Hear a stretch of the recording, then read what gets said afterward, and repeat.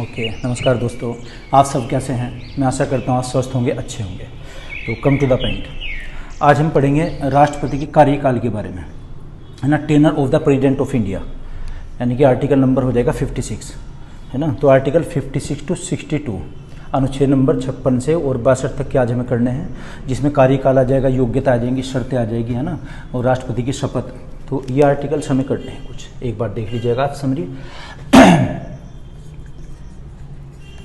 Article एक तो 56 में क्या आएगा, राष्ट्रपति का कार्यकाल, टेनर, कार्यकाल दिखाई दे रहा है आपको, ये टेनर, TENURE, टेनर मीन्स कार्यकाल होता है, यह कि शासक का।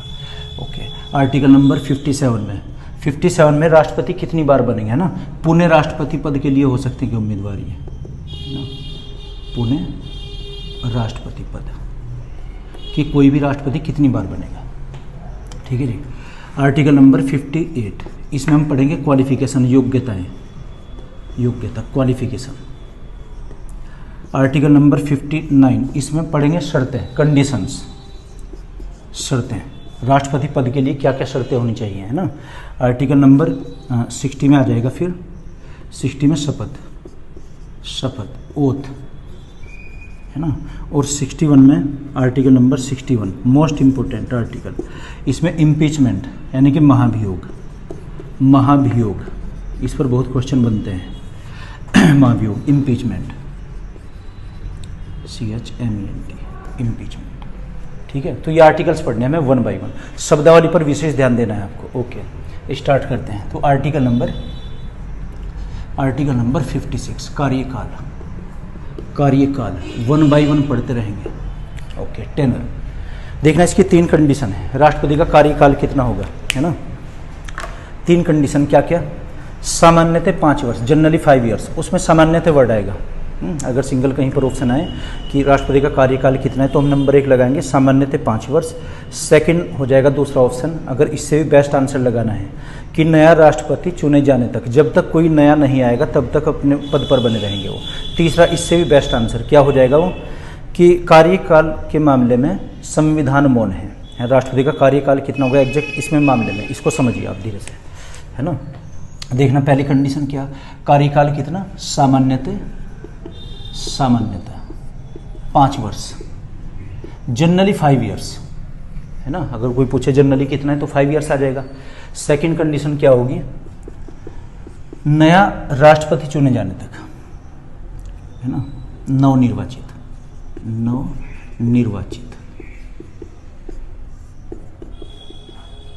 राष्ट्रपति बनने तक,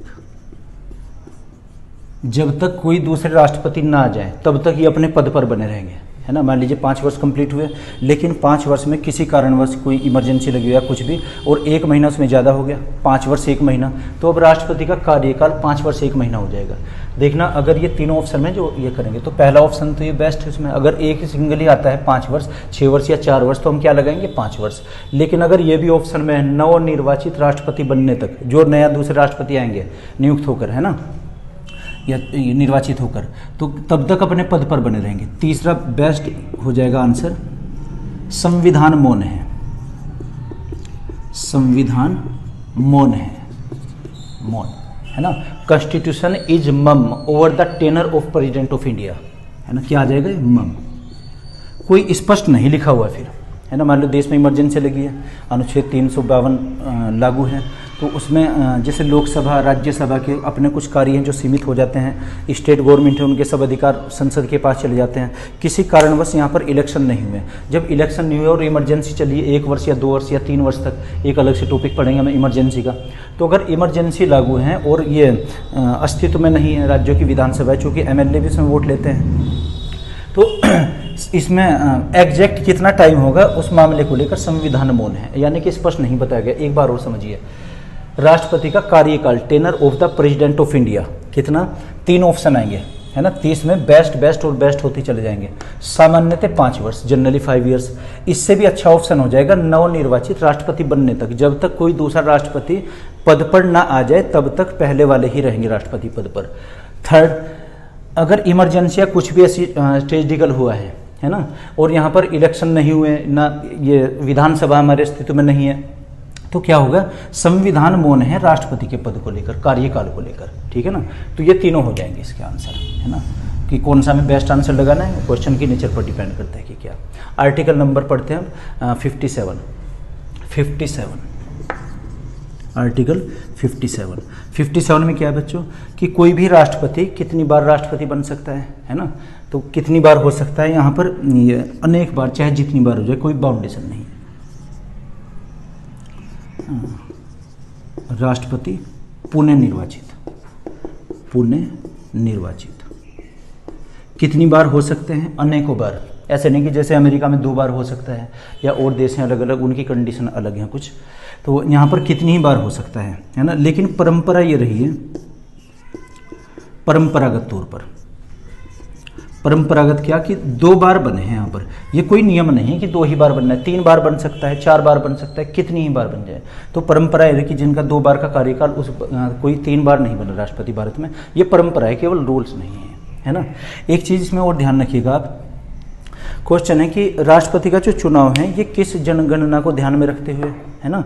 1971 की जनगणना के आधार पर चुनाव यहाँ पर भारत में होते हैं। 1971 की जनगणना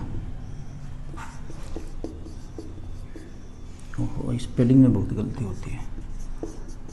जनगणना, सेंसस ऑफ 1971, है ना। ये जनगणना का हम टॉपिक अलग से पढ़ेंगे। क्वेश्चन आता है कि पहली जनगणना भारत में कब हुई थी इतिहास में, 1872 में, लॉर्ड मेयो के शासनकाल में। लेकिन उसके बाद में जब यहाँ पर लॉर्ड आए थे, कौन से, लॉर्ड रिपन के शासनकाल में सन 1881 में यहाँ पर रेगुलर होने लगी थी। और ये नियम बताया था कि प्रत्येक 10 वर्ष बाद होगी। जैसे 1870 इसमें हुई, 81 में, फिर 91 में हो जाएगी, है ना, फिर 1901 में, फिर 1911 में। ऐसे यहाँ पर 10-10 के अंतराल पर जनगणना होती चली गई, है ना। अभी जैसे 2011 में हुई थी, अब कब होगी, 2021 में, 21 के बाद में 31 में, है ना, 10-10 के अंतराल पर। तो क्वेश्चन ये है कि भारत में जो चुनाव होते हैं, किसी के भी चुनाव हो, चाहे वो MP MLA के चुनाव हैं, है ना, 1971 की जनगणना के आधार पर होते हैं, 1971। लेकिन एक इसमें नियम बनाया गया था, क्या, कि 2026 के बाद में जो जनगणना होगी, 2026 तक तो यही जनगणना चलेगी। इसके बाद की जो जनगणना होगी, तो कौन सी जनगणना होगी, वो ये आ जाएगी 2031 बाद ये होगी ना, 2021 की, और 21 के बाद में होगी 31 में। उसके बाद में 2031 को आधार वर्ष मनाया जाएगा, है ना। अब जनगणना इसके अकॉर्डिंग चलती रहेगी। अब तक तो कौन सी, 1971 की, उसके बाद हो जाएगी 2031 की, है ना। तो अधिनियम संशोधन क्या बना हुआ है कि 2026 के बाद जो जनगणना होगी, वो नहीं कि 26 में जनगणना होगी, है ना, ये तो एवरी 10th ईयर होती है। 2031 में अब ये आधार बन जाएगा, फिर ऐसे जनगणना हुआ करेगी। अच्छा जी, तो इसमें तो कार्यकाल हुआ है, और इसमें कोई भी राष्ट्रपति या कोई भी व्यक्ति कितनी बार निर्वाचित किया जा सकता है, या इलेक्शन का पर्चा भर सकता है, वो अनेकों बार कर सकता है। परंपरा ये रही कि 2 बार ही हुआ है ना। एक इसमें पढ़ेंगे कि राष्ट्रपति अपना त्यागपत्र किसे देते हैं, उपराष्ट्रपति को देते हैं, और उपराष्ट्रपति किसे देते हैं, वो राष्ट्रपति महोदय को देते हैं, है ना। क्वेश्चन है कि जब राष्ट्रपति महोदय अपना त्यागपत्र उपराष्ट्रपति को सौंपते हैं, तो उपराष्ट्रपति कौन सा एक्शन लेते हैं। उपराष्ट्रपति यथाशीघ्र, जितनी जल्दी हो सके, ये सोचना लोकसभा अध्यक्ष के पास पहुंचाते हैं, ठीक है ना। तो राष्ट्रपति अपना त्यागपत्र किसे देंगे, त्यागपत्र, है ना, रिजिग्नेशन। तो त्यागपत्र ये उपराष्ट्रपति को, उपराष्ट्रपति, और उपराष्ट्रपति ये सूचना किसको देंगे, लोकसभा अध्यक्ष को, लोकसभा, है ना, अध्यक्ष, अध्यक्ष या स्पीकर, लोकसभा स्पीकर को सूचना देंगे यथाशीघ्र, है ना। क्वेश्चन आया है कि कार्यकाल कितना, 5 वर्ष का, या फिर नया राष्ट्रपति बनने तक, या तीसरा है कि संविधान मौन है ना, और ये कितनी बार बन सकता है, कि कार्यकाल से पूर्व ही राष्ट्रपति अपना त्यागपत्र अगर देना चाहे, वो किसे देंगे, उपराष्ट्रपति को, और उपराष्ट्रपति क्या करेंगे, उस त्यागपत्र का यथाशीघ्र वो सूचना लोकसभा अध्यक्ष को देंगे, है ना समझ में। और आधार वर्ष कौन सा चल रहा है, किस वर्ष की जनगणना के आधार पर, 1971, और 1926 के बाद में जनगणना 2031 वाली हो जाएगी, ठीक है जी। ओके, इसको नोट कर लीजिए, अभी आगे आर्टिकल करते हैं फिर। ओके, डस्टर कहाँ है,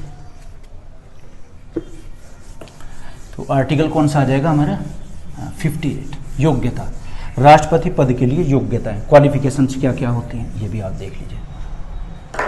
ये हमने कौन से पढ़े, आर्टिकल नंबर 56, 57। अब आर्टिकल आएगा 58, आर्टिकल 58। इसमें क्या है, योग्यता, योग्यता, क्वालिफिकेशन, क्वालिफिकेशंस। राष्ट्रपति पद के लिए योग्यताएं क्या होती हैं, है ना, 3 योग्यताएं होती हैं। कोई भी व्यक्ति राष्ट्रपति पद के लिए नामांकित हो सकता है, जिसकी 3 योग्यताएं, नंबर 1, नंबर 2 और नंबर 3, है ना। तो लैंग्वेज क्या लिखेंगे, कोई भी व्यक्ति राष्ट्रपति पद के लिए नामांकित किया जा सकता है यदि वह क्या, नंबर 1 भारत का नागरिक होना चाहिए, भारत का नागरिक, और उसकी मिनिमम एज, न्यूनतम आयु 35 वर्ष होनी चाहिए, 35 वर्ष ये न्यूनतम एज होनी चाहिए।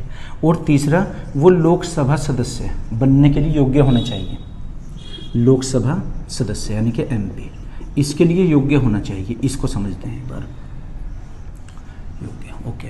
भारत का नागरिक, है ना, कोई भी व्यक्ति भारत का नागरिक, चाहे उसके पास विदेशी नागरिकता हो लेकिन बाद में भारतीय नागरिकता उसने ग्रहण कर ली हो, भारत का नागरिक होना चाहिए वर्तमान में। उसकी न्यूनतम एज 35 वर्ष होनी चाहिए, कम से कम 35 वर्ष। थर्ड वन, इसमें लोकसभा के MP बनने की योग्यता होनी चाहिए। तो इसको समझिए, लोकसभा का MP क्या होता है, इसकी योग्यता के आगे पढ़ेंगे हम आर्टिकल में जब लोकसभा का चैप्टर आएगा। इसके लिए भी 3 कंडीशन होती हैं लोकसभा का MP बनने के लिए। जैसे हमारे ज़िले के MP साहब हैं तो उनके लिए 3 कंडीशन होगी। क्या, एक तो वो भारत के नागरिक होने चाहिए, भारत के नागरिक। सेकंड नंबर, उसकी न्यूनतम एज 25 वर्ष होनी चाहिए, है ना, 25 वर्ष। और तीसरी है, संसद इससे संबंधित कोई कानून बना सकती है, संसद कोई विधि बना सकती है, कोई विधि या कानून, एक्ट, कोई विधि या कानून, कोई भी विधि या कानून बना सकती है, बना सकती है। देखना एक बार समझिए, कोई MP बनना है ना, लोकसभा का सदस्य। MP बनने के लिए क्या योग्यता होनी चाहिए, भारत का नागरिक होना चाहिए। तो भारत का नागरिक तो राष्ट्रपति है ना। दूसरा, उसकी न्यूनतम आयु 25 वर्ष होनी चाहिए। जिसकी न्यूनतम आयु 35 वर्ष होगी, 25 तो ऑटोमेटिक होगी, है ना, 25। और संसद कोई विधि या कानून बना सकती है, ये एक्स्ट्रा, ये लाइन अभी तक खाली बनी हुई है, इस पर कुछ नहीं लिखा गया, है ना। मान लीजिए संसद ने कानून बनाया कि उसको ग्रेजुएशन होना पड़ेगा या PG होना पड़ेगा, पोस्ट ग्रेजुएट, मान लो BA BSc या BCom किया होना चाहिए, मान लो ये बना दें PG, पोस्ट ग्रेजुएशन, उसके लिए योग्यता कर दें कि MP तब बनेगा अगर पोस्ट ग्रेजुएशन उसने किया है, MA MSc MCom या कुछ भी किया है ऐसा। अब ये क्वालिफिकेशन ये राष्ट्रपति पर भी लागू होगी, है ना। इसको फिर से एक बार और समझिए आप, राष्ट्रपति पद के लिए योग्यताएं क्या होती हैं, 3 योग्यताएं, क्या क्या, भारत का नागरिक होना चाहिए, नंबर 2 35 वर्ष की उसकी न्यूनतम आयु होनी चाहिए, नंबर 3 लोकसभा का MP बनने की योग्यता होनी चाहिए, है ना।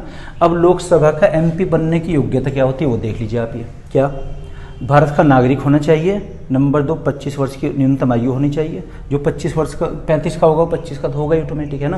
ये तो संविधान को कॉम्प्लिकेटेड करने के लिए क्या उनकी सोच रही होगी इस टाइम पर। और तीसरा है, संसद कोई अन्य कानून बना सकती है, कोई विधि बना सकती है, कोई अधिनियम बना सकती है। जो कानून ये बना है आज की डेट में, मान लीजिए 2020 में बना है कि MA MSc होना चाहिए। अब ये कंडीशन राष्ट्रपति महोदय पर भी लागू होगी, है ना। तो तीसरी कंडीशन यहाँ पर, यानी कि ना तो ये लाइन कंप्लीट है और ना ये लाइन कंप्लीट है, ये योग्यताएं होती हैं कुछ राष्ट्रपति पद के लिए, है ना। अब पढ़ते हैं फिर उसकी शर्तें। तो आप चाहे तो इसको नोट कर लीजिए, फिर शर्तें पढ़ते हैं आगे। ओके, अब पढ़ेंगे हम आर्टिकल नंबर 59। देखना 59 में क्या है, आर्टिकल नंबर 59 में शर्तें, कंडीशंस।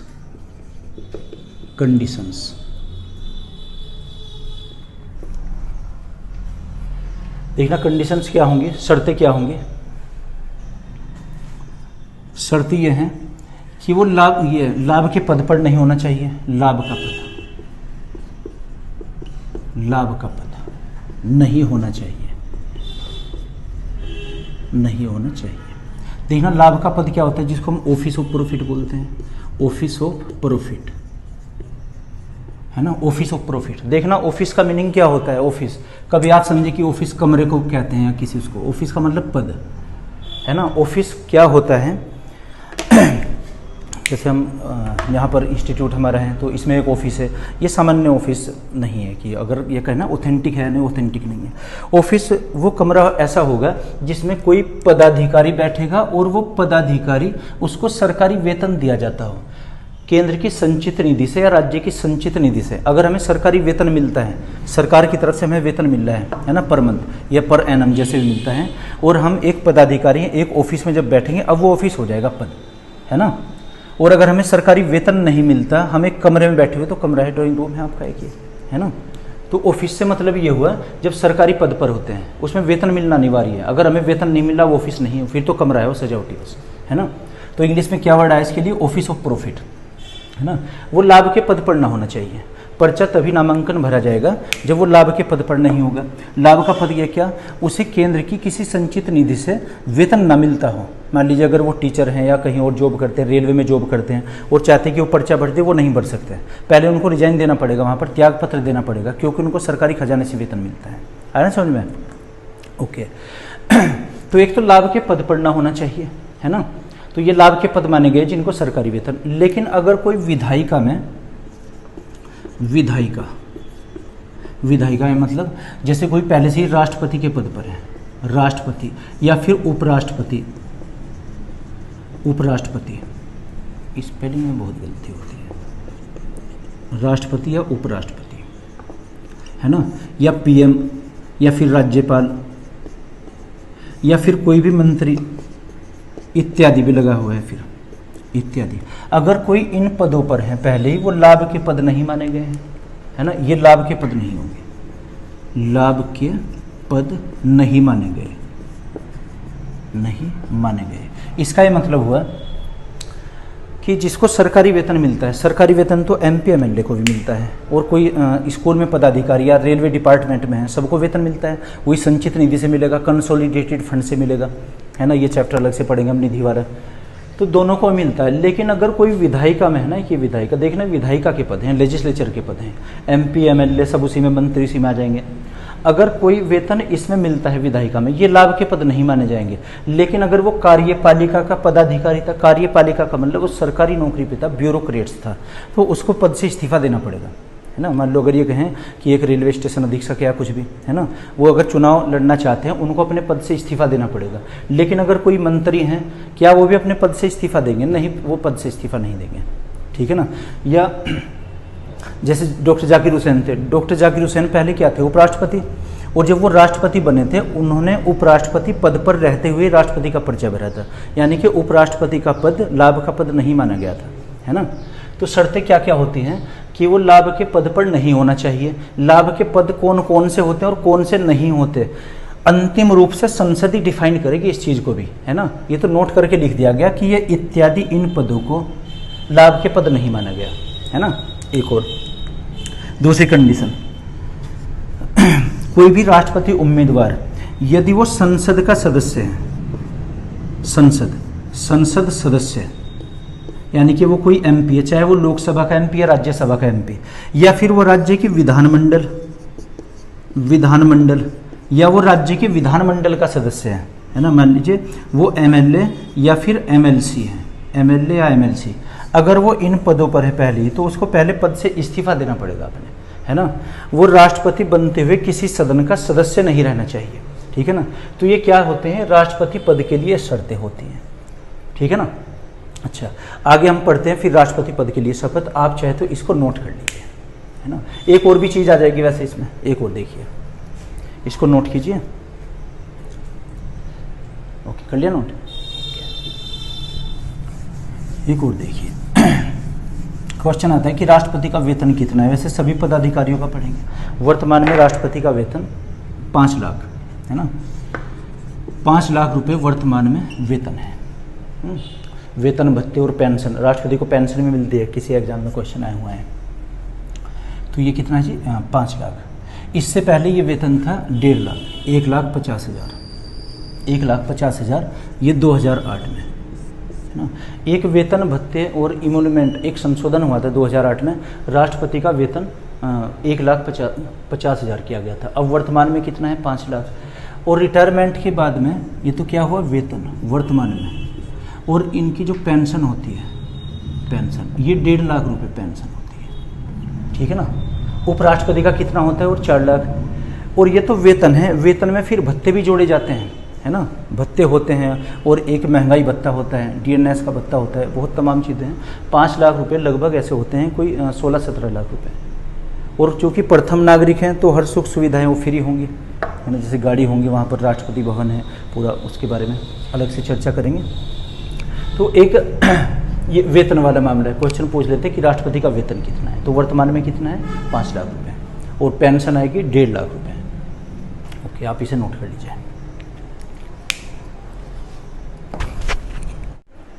ओके, तो अब आगे बढ़ते हैं। आर्टिकल नंबर 60, अनुच्छेद नंबर 60 पढ़ते हैं। 60 में क्या है, शपथ, ओथ, है ना। राष्ट्रपति को शपथ कौन दिलाता है, तो एक बार ये देख लीजिए। आर्टिकल नंबर 60, यह क्या आ जाएगा इसमें, शपथ या ओथ, ओथ एंड एफ्रीमेशन, एफ्रीमेशन, है ना, पद और गोपनीयता की शपथ, है ना। तो शपथ क्या होती है, इसको देखिए। क्वेश्चन आता है कि राष्ट्रपति महोदय किसके समक्ष शपथ ग्रहण करते हैं, तो राष्ट्रपति सुप्रीम कोर्ट के मुख्य न्यायाधीश के समक्ष पद और गोपनीयता की शपथ धारण करते हैं। लेकिन अगर सुप्रीम कोर्ट के मुख्य न्यायाधीश अनुपस्थित हैं तो सुप्रीम कोर्ट के अन्य वरिष्ठतम न्यायाधीश पद और गोपनीयता की शपथ दिलाते हैं। अगर वरिष्ठतम न्यायाधीश भी अनुपस्थित हैं तो सुप्रीम कोर्ट के ऐसे वरिष्ठतम न्यायाधीश जिनको संसद इस कार्य के लिए उचित समझती है वो पद और गोपनीयता की शपथ दिलाते हैं। देखना, सुप्रीम कोर्ट, सर्वोच्च न्यायालय के कौन, CJI, chief justice of India, Bharat के मुख्य न्यायाधीश,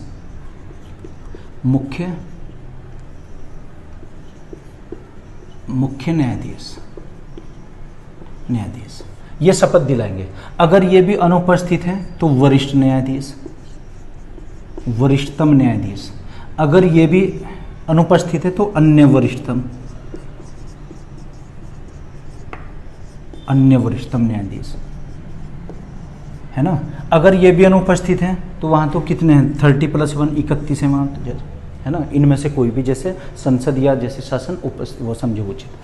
तो राष्ट्रपति महोदय को शपथ कौन दिलाएगा, सुप्रीम कोर्ट या सर्वोच्च न्यायालय के मुख्य न्यायाधीश। अगर वो भी अनुपस्थित हैं तो वरिष्ठतम न्यायाधीश, अगर वो भी अनुपस्थित हैं तो अन्य वरिष्ठतम, अगर वो अनुपस्थित हो अन्य वरिष्ठतम, अन्य वरिष्ठतम, अन्य वरिष्ठतम, ये शपथ दिलाते हैं, ठीक है ना।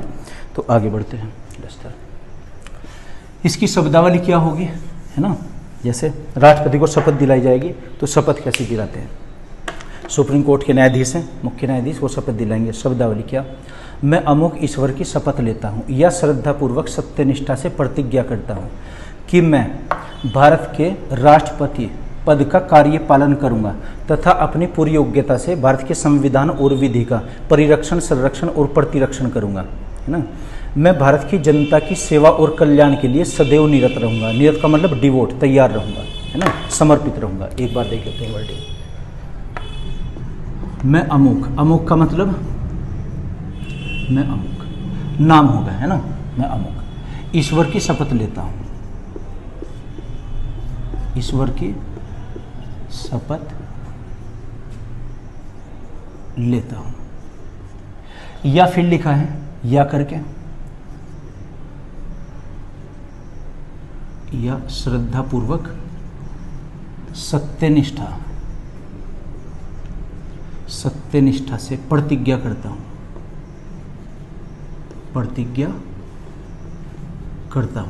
है ना। मैं अमुक ईश्वर की शपथ लेता हूँ या श्रद्धापूर्वक सत्यनिष्ठा से प्रतिज्ञा करता हूँ। इन दोनों वर्डिंग में से एक बोलनी पड़ेगी हमें कोई, ठीक है ना। या तो हम ईश्वर की शपथ लेता हूँ ये बोलें, या फिर सत्यनिष्ठा से प्रतिज्ञा करता हूँ, ठीक है जी, करता हूँ कि मैं भारत के राष्ट्रपति पद का कार्य पालन करूँगा तथा अपनी पूरी योग्यता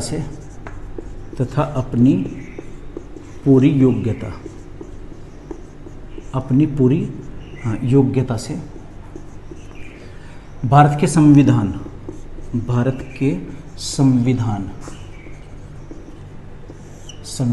तथा विधि का है ना, परिरक्षण, परिरक्षण, संरक्षण तथा प्रतिरक्षण, प्रतिरक्षण करूंगा।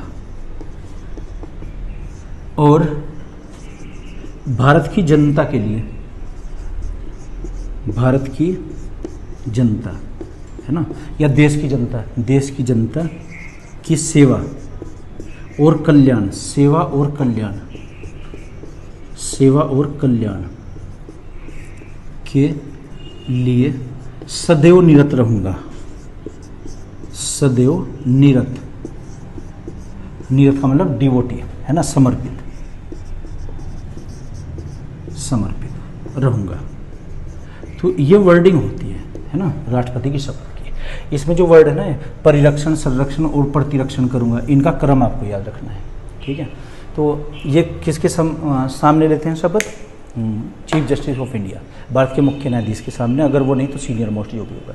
तो आप इसको चाहे तो नोट कर लीजिए। आगे बढ़ते हैं फिर आर्टिकल नंबर 60।